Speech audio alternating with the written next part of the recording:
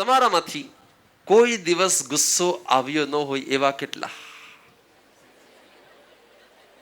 કોઈ દિવસ ગુસ્સો ન આવ્યો એવા કેટલા? અચ્છા, કોઈ દિવસ ગુસ્સા વગર ગયો ન હોય એવા કેટલા? કોઈ દિવસ ગુસ્સા વગર ગયો ન હોય એવા કેટલા? અને ક્યારેય ગુસ્સો ન આવ્યો એવા કેટલા? અને ક્યારેક ક્યારેક ગુસ્સો આવે છે એવા કેટલા? તમારામાં 3 કેટેગરી છે. એક, કાયમ ગુસ્સો આવે છે એવા લોકો. એક, ક્યારેક ગુસ્સો આવે છે એવા લોકો. અને એક, ક્યારેય ગુસ્સો નથી આવતા એવા લોકો. અને જો ગુસ્સો આવે છે તો એ સારો કહેવાય કે ખરાબ કહેવાય? અને ખરાબ કહેવાય, ખરાબ છે, ખરાબ લાગે છે, ખરાબ જ છે એવો ખ્યાલ હોવા છતાં પણ, એવી ખબર હોવા છતાં પણ થઈ જાય છે એવા કેટલા છે? કંટ્રોલ જ નથી રહેતો. બહુ ટ્રાય કરું છું, કોને ખબર કંટ્રોલ રહેતો જ નથી. બહુ ટ્રાય કરી હતી, નક્કી જ કર્યું હતું કે હું બોલીશ જ નહીં, કહીશ જ નહીં, ગુસ્સો કરીશ નહીં, બતાડીશ નહીં, દેખાડીશ નહીં, અને છતાં પણ આવી જાય છે એવા કેટલા? ગુસ્સો આવે છે બધાને, ગુસ્સો કરે છે બધા, ગુસ્સાનો કંટ્રોલ પણ બધા કરવા ધારે છે, પણ ગુસ્સો પાછો કંટ્રોલ કરવા છતાં પણ આવી જાય છે એવા લગભગ ઘણા બધા છે. આ સમસ્યા કોઈ એકની છે કે બધાની છે? આ સમસ્યા કોઈ એકની છે કે બધાની છે? આ સમસ્યાનું કોઈ સોલ્યુશન હોય કે ન હોય? આખર એંગર છે શું? આખર ગુસ્સો એ છે શું? હવે મેઇન વાત, જો ગુસ્સો આવે છે, બધાને આવે છે, અને આવે છે તો શું આવે છે? જો તમે બધા અહીંયા આવ્યા તો ખબર પડી કે હોલ ભરાઈ ગયો, બરાબર છે? તમે બધા આવ્યા દેખાય છે. ગુસ્સો આવે છે ખબર પડે છે આપણને, પણ આવે છે એટલે શું થાય છે? શું? જ્યાં સુધી તમે એને સમજશો ને ત્યાં સુધી તમે એનું મેનેજમેન્ટ કરી શકશો જ નહીં.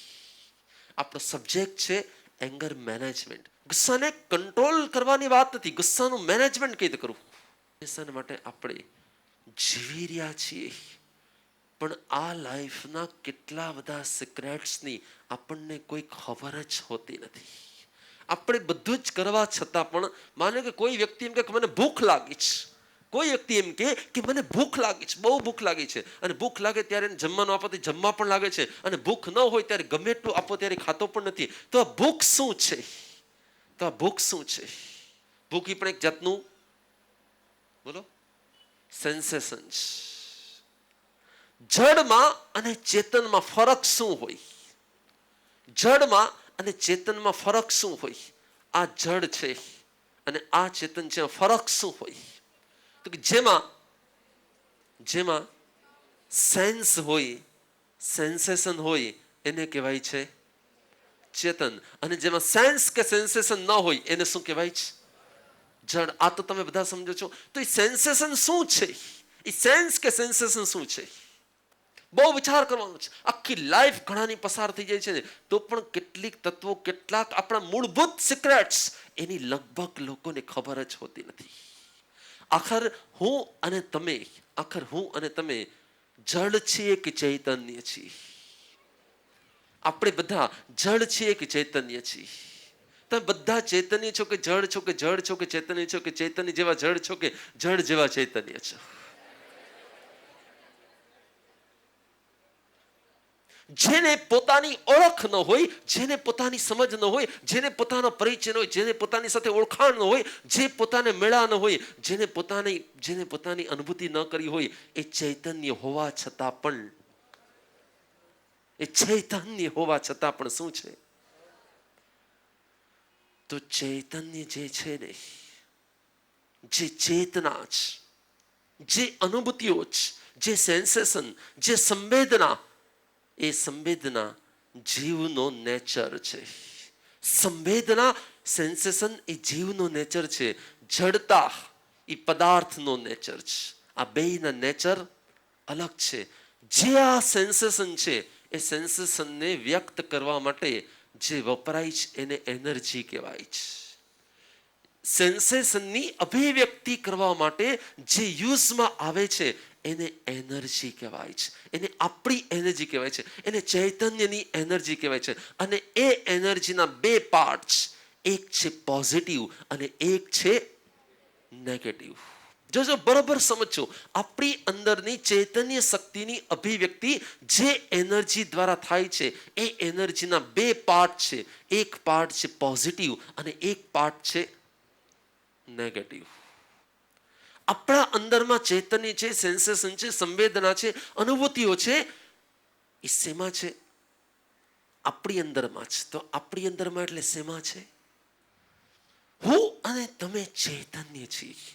ચૈતન્ય એટલે જેમાં સંવેદન હોય તે ચૈતન્ય છે. એ સંવેદન શું હોય? એ સંવેદન શું હોય? તો કે આપણે કોઈ પણ પદાર્થ, કોઈ પણ વસ્તુ, કોઈ પણ વ્યક્તિ, કોઈ પણ વિચાર, કોઈ પણ ભાવ એને સૌથી પહેલા રીડ કરીએ છીએ આપણા જ્ઞાનથી.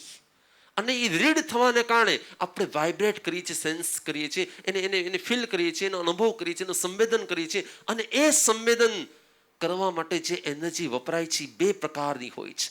એક એનર્જી હોય છે પોઝિટિવ અને એક એનર્જી હોય છે નેગેટિવ. જેવું સેન્સેશન હોય છે, જેવા પ્રકારનું સેન્સેશન હોય છે, એવા પ્રકારની એનર્જી કન્વર્ટ થઈ જાય છે. અને એ જ એનર્જી યા તો પોઝિટિવ હોય તો એ લવ બની જાય છે. એ જ એનર્જી જો પોઝિટિવ હોય તો પ્રેમ બની જાય છે. એ જ પોઝિટિવ એનર્જી હોય તો એ ગુણ બની જાય છે. એ જ એનર્જી જો સારી હોય તો એ એક સદગુણ બની જાય છે.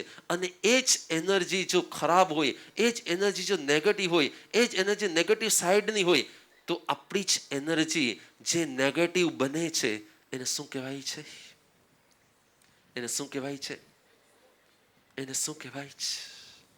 તમારે સમજવાનું છે. આપણી જ અંદરની એનર્જી જ્યારે નેગેટિવ બને છે ત્યારે એને શું કહેવાય છે? ત્યારે એને એંગર, ગુસ્સો, આવેશ, આક્રોશ, અધીરાઈ, ઉદ્વેગ, ચિંતા, ટેન્શન, ડિપ્રેશન, પછી જેલસ, પછી જેટલી પણ આપણી અંદરની નેગેટિવ વૃત્તિઓ છે એ બધી જ વૃત્તિઓ એક પ્રકારની એનર્જી છે. અને જેટલી પણ આપણી અંદરની સત્વૃત્તિઓ છે એ બધી જ પોઝિટિવ એનર્જીઓ છે. આખર હું અને તમે શેના બનેલા છીએ? આખર હું અને તમે ચૈતન્યના બનેલા છીએ. અને એ ચૈતન્ય બે પ્રકારની એનર્જી ધરાવે છે. કઈ કઈ? એક છે પોઝિટિવ અને એક છે નેગેટિવ. શક્તિને જો રાઈટ દિશામાં લઈ જઈએ, એનર્જીને રાઈટ દિશામાં લઈ જઈએ તો એ ઘણા બધા કામમાં લાગી શકે. અને જો રાઈટ દિશામાં ન હોય તો શું થાય? હમણાં આપણે સાંભળીએ છીએ રોજ અખબારોની અંદર, અહીંયા પૂર આવ્યું, અહીંયા આટલા લોકો મરી ગયા, અહીંયા આટલું તણાઈ ગયું, અહીંયા આમ થઈ ગયું. જે પાણી ફળદ્રુપ પાક ઉગાડી શકે એ જ પાણી એ પાકને ધોઈ પણ શકે નહીં. જો એ નદી બે કાંઠાની વચ્ચે બરોબર વ્યવસ્થિત રૂપમાં વહેતી હોય અને નહેરોથી ખેતરો સુધી લઈ જાય તો એ જ નદી શું બની શકે? એ જ નદી પોઝિટિવ પાક ઉગાડી શકે. અને જો એનો કોઈ કંટ્રોલ ન હોય, એ જો કંટ્રોલ લેસ હોય અને આમથી તેમ જતી હોય તો એ બે કામ કરે. યા તો એ પૂર લાવે અને યા તો એ કાદવ અને કીચડ ઉભા કરી દે. બસ આપણા અંદરની જે એનર્જીઓ છે ને એ આ પાણીના પ્રવાહ જેવી છે. એને રાઈટ દિશા આપવામાં આવે છે, એને યોગ્ય દિશા આપવામાં આવે છે. એનું જો મેનેજમેન્ટ કરવામાં આવે છે તો એ જ આપણા માટે લાભદાયી હોય છે. અને જો એનું મેનેજમેન્ટ કરવામાં નથી આવતું તો એ જ પાછી શું થઈ જાય છે? શું થઈ જાય? આપણે ઘણા બધા લોકોને જોયા હશે. બેઠા બેઠા એની આંગળી છે ને કંઈક ને કંઈક હાલતી હોય. એ અંગૂઠાથી પગને ખોતરતા હોય. એનો હાથ વારંવાર કંઈક ને કંઈક કરતો હોય. એના પગનો અંગૂઠો બેઠા બેઠા જો તમે સાંભળો છો ને તો તમારો પગનો અંગૂઠો કે કંઈક ને કંઈક જો ઓલા બેન વાળ આમ કરશે, બીજા કોઈ આમ કરશે, આનું આ કરશે, કોઈને કોઈ હું બોલતો હોઈશ ને તો મારી આંગળીઓ હલતી હશે, મારો હાથ હલતો હશે. આ શું થઈ રહ્યું છે? આ શું બની રહ્યું છે? આપણા અંદરની એનર્જીને રાઈટ વે મળે છે ને તો એ એક્શન કરે છે, અને રાઈટ વે નથી મળતો ને તો એ રિએક્શન કરે છે. એંગર કંટ્રોલ નહીં. દુનિયાભરના બધા જ ગુરુઓ, દુનિયાભરના દરેકે દરેક સંતો, દુનિયાભરના લોકો એંગરનો કંટ્રોલ કરવાનો કે છે. ગુસ્સો ન કરાય, ગુસ્સો કરવાથી પાપ લાગે, ગુસ્સો ખરાબ છે, ગુસ્સો કરવાથી સંબંધો બગડે, ગુસ્સો કરવાથી આમ થાય, ગુસ્સો કરવાથી આમ થાય. ના, હું તમને એમ કહીશ, ગુસ્સો પણ એક એનર્જી છે અને પ્રેમ પણ એક એનર્જી છે. જો એનર્જીને રાઈટ ટ્રેક ઉપર લઈ જશો, રાઈટ ટ્રેક ઉપર લઈ જશો તો એ જ કોલસા ગાડીને ક્યાંની ક્યાંય સુધી લઈ જઈ શકે. અને જો રાઈટ ટ્રેક ઉપર એ એનર્જી ના આવે તો મોસ્કોનું આખું જંગલ બળતું હોય, ધુમાડો ઊભો કરે, કેટલાયને હેરાન પરેશાન કરે, કરે કે ન કરે? આગ ખરાબ છે કે ધુમાડો ખરાબ છે? જો સમજવા જેવું તમારે, આગ ખરાબ છે કે ધુમાડો ખરાબ છે? આગ એનર્જીનું પોઝિટિવ રૂપ છે, પણ ધુમાડો એનર્જીનું શું રૂપ છે? જો બહુ સમજવાનું છે. તો તમારી અંદરમાં આગ વધારે છે કે તમારી અંદરમાં ધુમાડો વધારે છે? ઘણા લોકો અંદર ધૂંધવાતા હોય, ઘણા લોકો અંદર આમ થતા હોય ને, દેખાતું હોય ને. કુકરમાં જેમ જેમ વરાળ ભેગી થાય એમ સીટી સુડ સુડ સુડ સુડ સુડ સુડ અવાજ કરે કે ના કરે? કરે કે ના કરે? કેમ? અંદરમાં શું ભેગી થઈ ગઈ છે? એમ ઘણા બધા લોકોની જ્યાં સુધી સીટી ન વાગે ત્યાં સુધી શું થતું હોય? પણ જો સીટી વાગી ગઈ તો બધું પ્રોપર મેનેજમેન્ટ થઈ ગયું. અને જો સીટી ન વાગી તો કુકરનું શું થાય?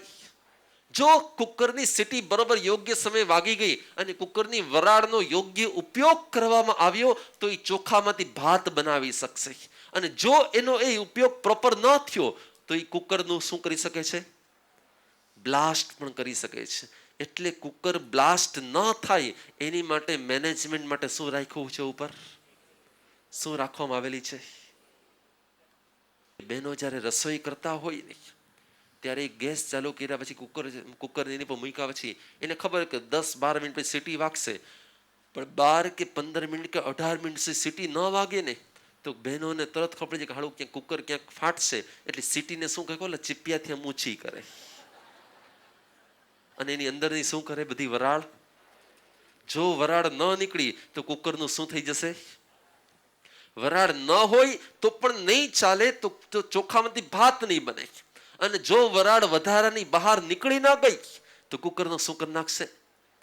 બસ તમારું મગજ એક કુકર છે જેમાંથી ઘણું બધું કામ, તમારે ઘણા બધા કાર્ય કરવાના છે. તમારું મગજ એક કુકર છે અને એમાંથી તમારે ઘણા બધા કાર્ય કરવાના છે. પણ જો યોગ્ય સમયે એની સીટી વગાડતા ન આવડી, યોગ્ય સમયે અંદરની વરાળ કાઢતા ના આવડી, યોગ્ય સમયે અંદરમાંથી બધું જ બહાર કાઢતા ના આવડે તો શું થાય? બ્લાસ્ટ થાય કે ના થાય? પહેલી વાત, એંગર શું છે? આ સુધી તમને કોઈ એમ કહેતા એંગર શું? તમે કહેતા ગુસ્સો આવી જાય, ગુસ્સો આવે, ગુસ્સો આમ છે, ગુસ્સાથી આમ થાય. પણ હું તમને એમ કહી, એંગર પોતે શું? ગુસ્સો પોતે છે શું? એનર્જી છે. કઈ એનર્જી છે? એનર્જી ક્યાંથી આવે છે? આપણા જ અંદરમાંથી આવે છે. એટલે ગુસ્સો કોઈ કરાવે છે કે આપણે કરીએ છીએ? કોઈના કારણે ગુસ્સો આવે છે કે આપણા જ કારણે ગુસ્સો આવે છે? અને છતાંય આપણે એમ જ કહેતા હોય છે કે તારા કારણે મારો મૂળ બગડ્યો, તારા કારણે મારું જીવન બગડ્યું, તારા કારણે મારું આમ થાય છે અને તારા કારણે. તો તમે રાઈટ છો કે રોંગ છો? ગુસ્સો ક્યાંથી આવે છે? એંગર ક્યાંથી આવે છે? અંદરમાંથી જ આવે છે, પોતાનામાંથી જ આવે છે. કરે છે કોણ? પોતે કરે છે કે બીજા કરે છે? પોતે જ કરે છે. પોતાના કારણે કરે છે કે બીજાના કારણે કરે છે? આપણે જ આપણા એંગરને, આપણે જ આપણી એનર્જીને રાઈટ ટ્રેક ઉપર લઈ જતા નથી, એટલી રોંગ ટ્રેક ઉપર ચડી જાય છે. અને યાદ રાખજો, લવ વગરનો એંગર ક્યાંય હોતો નથી. લવ વગર એંગર ક્યાંય હોતો નથી, અને હોય ને તો વધારે ટકતો નથી. જો એંગર ટકતો હોય ને તો એ લવને કારણે ટકે છે. કેમ? તો કે એંગર એ લવનું નેગેટિવ રૂપ છે.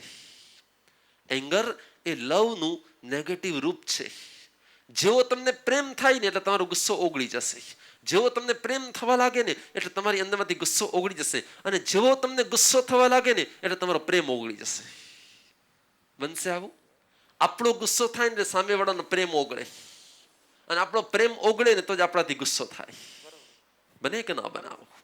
બસ તો આનું મેનેજમેન્ટ કરવાનું છે. આનું મેનેજમેન્ટ કરવાનું છે. કેવી રીતે કરી શકાય? શું કરી શકાય જેનાથી આપણો ગુસ્સો આપણી શક્તિ બની જાય, આપણો ગુસ્સો આપણું કાર્ય બની જાય, આપણા ગુસ્સાથી આપણી ઉલટાની શક્તિ ખીલી જાય, અને ગુસ્સો શાંત થઈ જાય, અને ધુમાડો બંધ થઈ જાય, અને આગ કામ કરવા લાગે. આ જ મેનેજમેન્ટ, આ જ તમારે શીખવાનું છે. પણ માત્ર હું બોલું અને તમે સાંભળો એમ નહીં. તમારે પોતાએ અંદર અંદર વિચાર કરવાનો છે કે આ વાત હું માત્ર કહું છું ને તમે સાંભળો છો એવું છે કે રિયલમાં ફેક્ટ આ જ છે.